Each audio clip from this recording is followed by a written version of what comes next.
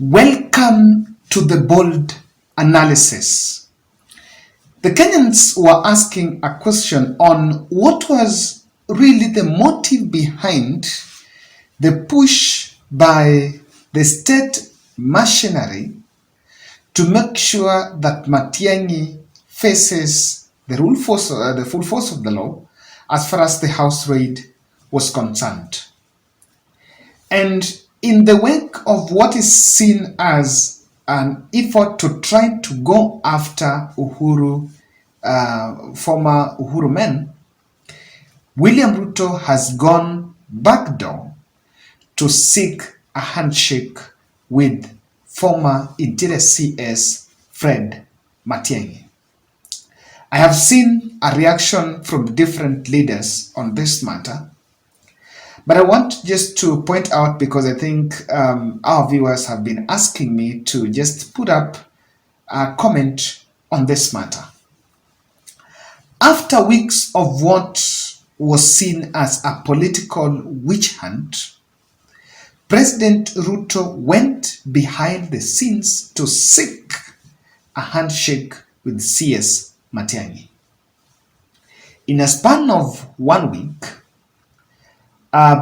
two factions of leaders from Gusii region met Deputy President and also met CS Matian'gi in an effort to bring what is seen as a ceasefire, to create for a ceasefire ahead of William Ruto's tour of the Kisii region.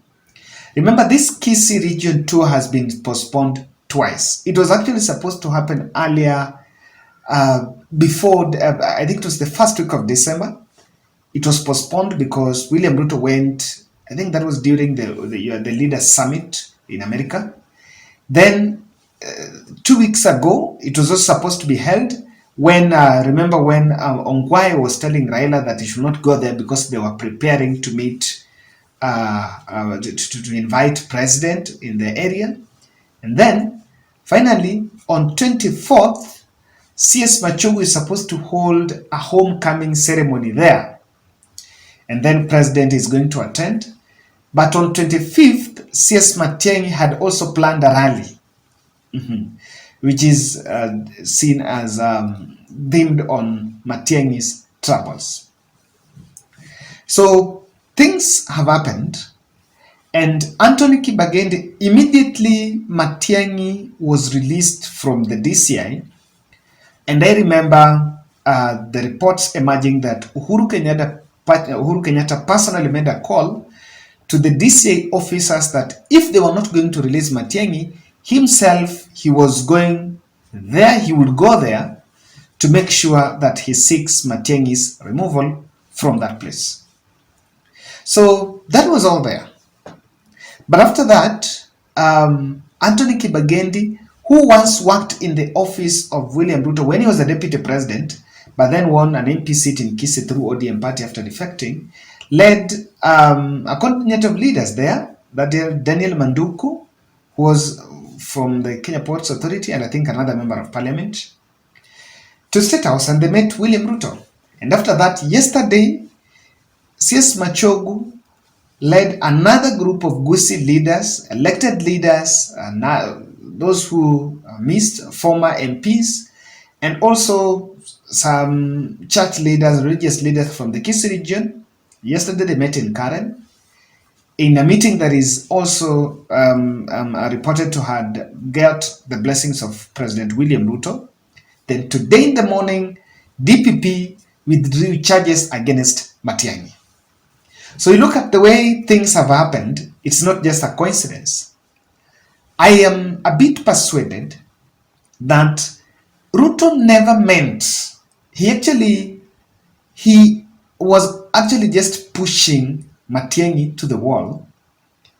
And in trying to do that, it backfired because of Matian'gi's profile was shooting up. I think from the word go, you could even see the Dennis Itumbis, the other bloggers of Kenya Kwanza, really laughing at the troubles Matian'gi was going through, and also, threatening that he was going to be charged against many other things that are going on.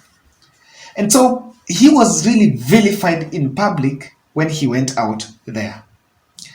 I have seen some other leaders or some people trying to argue that Raila has been played here, but I don't see that, because when Raila went to protect Matian'gi in the two instances, that are the DCI and the other one at home when the home was raided, I think he meant it. And he has done his part, despite the fact that at some point in 2017, they were at crossroads with CS Matian'gi. But when it was needed, he had played his part. I saw Kalonzo, I think, reacting to it, saying that he's betrayed the Azimio by going to meet Uhuru allies, Ruto allies. So we are in a very interesting times. Kindly subscribe to our channel, click the notification bell and like our video, because I just want to look at this aspect. I just want to look at this in a very clear manner, 3 dimensions. I understand one of the demands that President William Ruto has put for the former Interior CS is that he joins UDA officially as a UDA member and leave that progressive party, UPR, something progressive party, the party that was used by Nyaribo as a governor to vie for governorship in 2022, so that they will still fold and join UDA. So there are a lot of things, and I think President Ruto, one of the quite an important things that you can talk about here is Ruto is just looking at the politics of 2022 and is a coward. In my next analysis, I'll tell you why I really feel that he's really a coward. I listened to a lie saying, people that are telling us we will not employ those who are in the opposition, people that are telling the country that they can't work with people that never supported William Ruto because they don't buy the hustler agenda. People that are saying they don't want handshake are the same people that are going behind the scene to look for those mini handshakes. So you don't want a handshake, but see, you are going with a handshake with Matian'gi. You've gone with a handshake with a Tuoli. So what's the difference? What's the whole point here? Look at the kind of hypocrisy in politics, and that's why I can tell you that sometimes as the public we really need to conceive what is true and what is really a lie.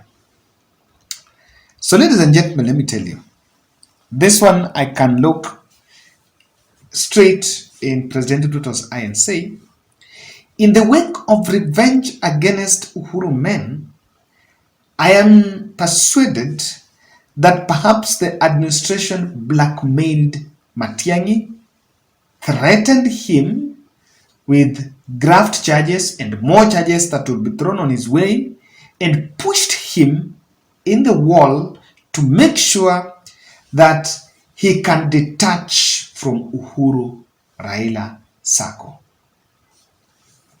That's it.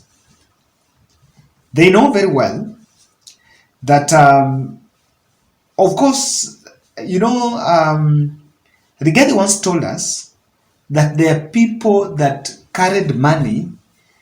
Money was carried with choppers and taken to people's homes. People who, according to him, were the real men behind Uhuru Kenyatta during his last days in regime. And he said that when these people are called to record statements, they run out of the country, they fly out of the country and, they return. They don't want to go to court statements. So I can tell you, the Rigathis were just used to threaten, in the public, to threaten Matian'gi of what was coming up and what was going on. And maybe it was pushed. Could be President Ruto is trying to grab Matian'gi from Uhuru's circle and will try at his level best maybe to use Matian'gi to implicate Uhuru Kenyatta to some extent. Can also see. But is it a possibility that Uhuru Kenyatta is also looking for, maybe this will signal a handshake between Uhuru and Ruto? You never know. Who loses? Who gains? I don't think William Ruto will refuse, because if anything, that's what he would want, so that Raila is cut out and remains in his own circle. So they were all pushed, and remember, Matian'gi was told about corruption cases here and there. Then the second thing is this. President William Ruto realized that with the constant attacks and the witch hunt against Matian'gi, he was actually elevating the profile of Matian'gi. And so working with Matian'gi and avoiding that confrontation, actually Matian'gi was gaining more traction and would actually complicate his matrix for 2027. And because Matian'gi is a man who was close to former President Uhuru Kenyatta, you never know. He would actually become very powerful and will join Azimio Front 2, President, Deputy President or so. That is a possibility you can put, that maybe he has realized that Uhuru Kenyatta and Raila Odinga would actually settle on Matian'gi as a compromise candidate for 2027 if his profile is elevated. So because he has known that maybe that was on fold, Matian'gi will throw his weight behind it, elections 2027, so it was also a card to try to destroy Uhuru Raila card if Matian'gi will be a compromise candidate, and would simply want to detach from Uhuru and Raila circle. Raila coming out to defend Matian'gi, I think he had played his part, and whether this was trying to push Matian'gi to the wall or not, but if you ask me, this was all scripted by William Ruto.